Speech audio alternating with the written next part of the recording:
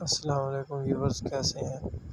आज हम 10 केवी का इन्वर्टर तैयार करने लगे हैं। उसमें 10 IGBT लगाए हैं और एक बड़ा कैपेसिटर लगाया है 6000 UF 450 वाट का।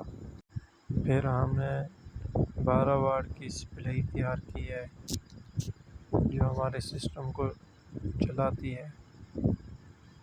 ये वो सप्लाई होती है जो हमारे इन्वर्टर की किट को ऑन रखती है।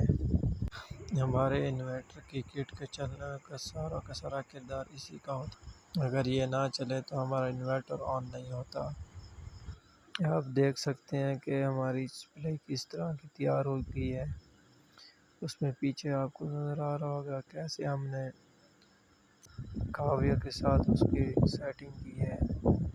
एक एक टांगे को मजबूती के साथ लगाया है।